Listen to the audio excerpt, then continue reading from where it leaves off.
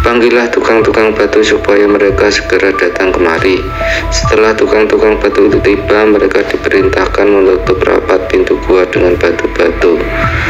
Selesai dikerjakan, raja berkata kepada para pengikutnya, "Katakanlah kepada mereka yang ada di dalam gua, kalau benar-benar mereka itu tidak berdusta, supaya minta tolong kepada Tuhan mereka yang ada di langit, agar mereka dikeluarkan dari tempat itu." Dalam gua tertutup rapat itu mereka tinggal selama 309 tahun. Setelah masa yang amat panjang itu, Allah Subhanahu wa Ta'ala mengembalikan lagi nyawa mereka. Pada saat matahari sudah mulai memancarkan sinar, mereka merasa seakan-akan baru bangun dari tidurnya masing-masing. Yang seorang berkata kepada yang lainnya, "Malam tadi kami lupa beribadah kepada Allah. Mari kita pergi ke mata air." Setelah mereka berada di luar, tiba-tiba mereka lihat mata air itu sudah mengering kembali dan pepohonan yang ada pun sudah menjadi kering semuanya. Allah Subhanahu wa Ta'ala membuat mereka mulai merasa lapar. Mereka saling bertanya, "Siapakah di antara kita ini yang sanggup dan bersedia berangkat ke kota membawa uang untuk bisa mendapatkan makanan? Tetapi yang akan pergi ke kota nanti supaya hati-hati, benar, jangan sampai membeli makanan yang dimasak dengan lemak babi." Tamlika kemudian berkata, "Hai saudara-saudara, aku sajalah yang berangkat untuk mendapatkan makanan. Tapi hai pengembala, berikanlah bajumu kepadaku dan ambillah bajuku ini." Setelah Tamlika memakai baju pengembala, ia berangkat menuju ke kota. Sepanjang jalan ia melewati tempat-tempat yang sama sekali belum pernah dikenalnya, melalui jalan-jalan yang belum pernah diketahui. Setibanya dekat pintu gerbang kota, ia melihat bendera hijau berkibar di angkasa bertuliskan, "Tiada Tuhan selain Allah dan Isa adalah Roh Allah." Tamlika berhenti sejenak memandang bendera itu sambil mengusap-ngusap mata, lalu berkata seorang diri, "Kusangka aku ini masih tidur."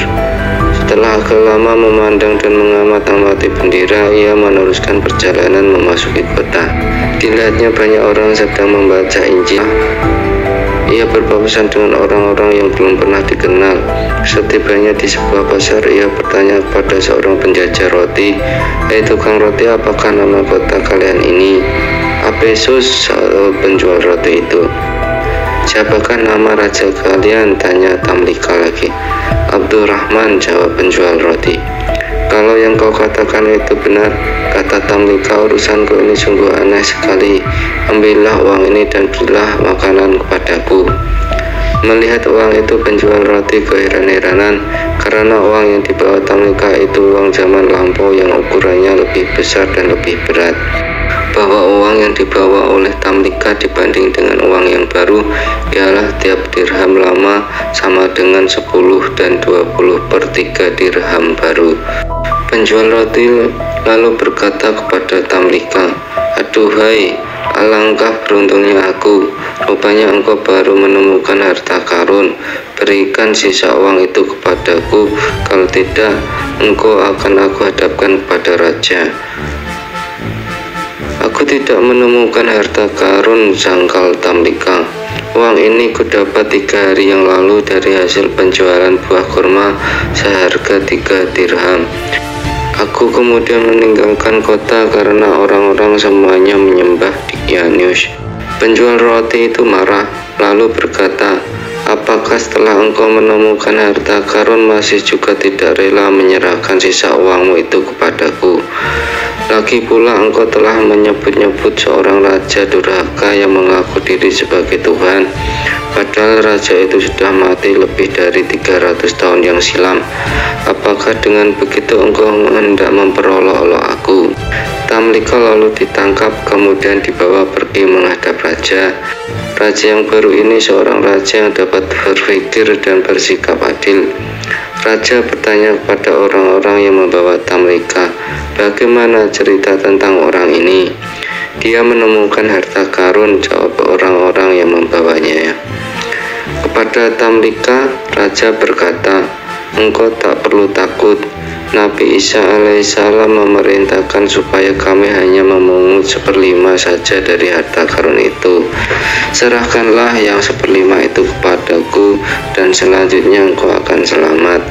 Tamlika menjawab, Baginda, aku sama sekali tidak menemukan harta karun, aku adalah penduduk kota ini. Raja bertanya sambil keheran-heranan, engkau penduduk kota ini? Ya benar, sahut Tamlika. Adakah orang yang kau kenal? Tanya raja lagi. Iya ada, jawab Tamlika. Coba sebutkan siapa namanya, perintah raja. Tamlika menyebut nama kurang lebih dari 1.000 orang, tetapi tidak ada satupun yang dikenal oleh raja atau oleh orang lain yang hadir mendengarkan. Mereka berkata, semua itu bukan nama orang-orang yang hidup di zaman kita sekarang ini. Tetapi apakah engkau mempunyai rumah di kota ini? Iya tuanku, jawab Tamlika. Raja kemudian memerintahkan beberapa orang menyertai Tamlika pergi.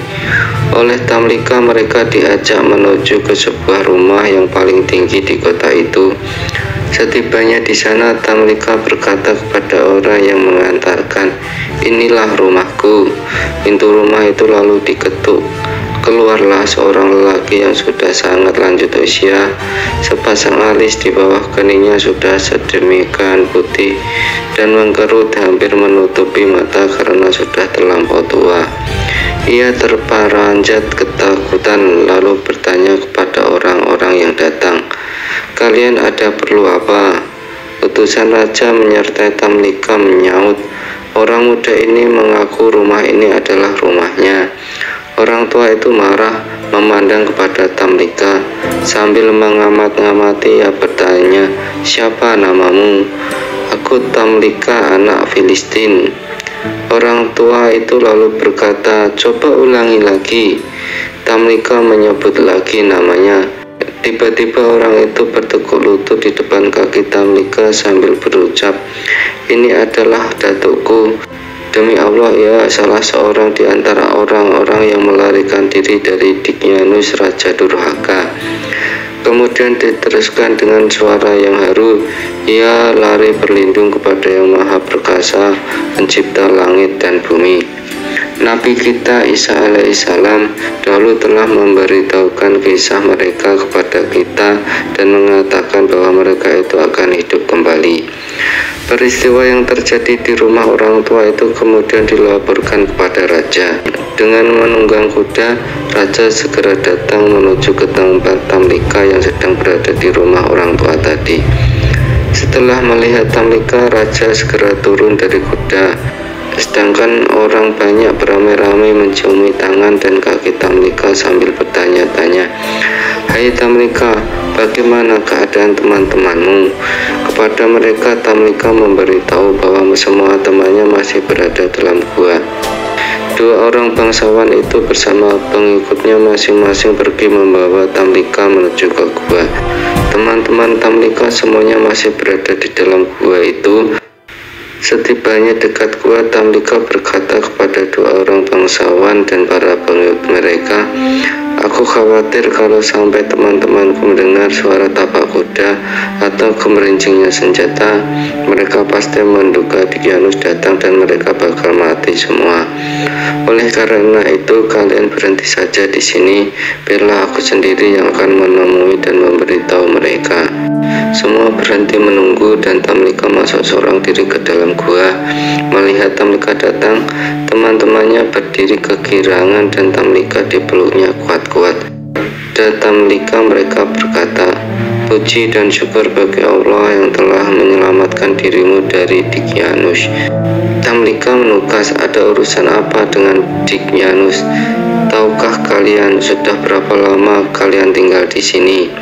Kami tinggal sehari atau beberapa hari saja, jawab mereka. Tidak, sangkal Tamlika. Kalian sudah tinggal di sini selama 309 tahun. Dicyanus sudah lama meninggal dunia. Generasi demi generasi sudah lewat, silih berganti. Penduduk kota itu sudah beriman kepada Allah yang Maha Agung. Mereka sekarang datang untuk bertemu dengan kalian. Teman-teman Tamlika menyaut, apakah engkau hendak menjadikan kami ini orang-orang yang menggemparkan seluruh jagat? Lantas apa yang kalian inginkan? Tamlika balik bertanya.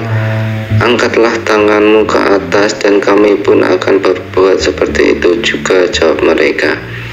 Mereka bertujuh mengangkat tangan ke atas kemudian berdoa, Ya Allah, dengan kebenaran yang telah Kau perlihatkan kepada kami tentang keanehan-keanehan yang kami alami sekarang ini, cabutlah kembali nyawa kami tanpa sepengetahuan orang lain. Allah Subhanahu wa Ta'ala mengabulkan permohonan mereka, lalu memerintahkan malaikat maut mencabut kembali nyawa mereka. Kemudian Allah Subhanahu wa Ta'ala melenyapkan pintu gua tanpa bekas. Dua orang bangsawan yang menunggu-nunggu segera maju mendekati gua, berputar-putar selama 7 hari untuk mencari-cari pintunya, tetapi tanpa hasil. Tak dapat ditemukan lubang atau jalan masuk lainnya ke dalam gua. Pada saat itu dua orang bangsawan tadi yakin tentang betapa hebatnya kekuasaan Allah Subhanahu wa Ta'ala. Dua orang bangsawan itu memandang semua peristiwa yang dialami oleh para penghuni gua sebagai peringatan yang diperlihatkan Allah kepada mereka. Demikianlah kisah para pemuda yang hidup pada zaman Daqyanus, atau yang mereka bersembunyi di dalam gua atau yang biasa disebut Ashabul Kahfi ini. Semoga bisa menambah keimanan kita. Wassalamualaikum warahmatullahi wabarakatuh.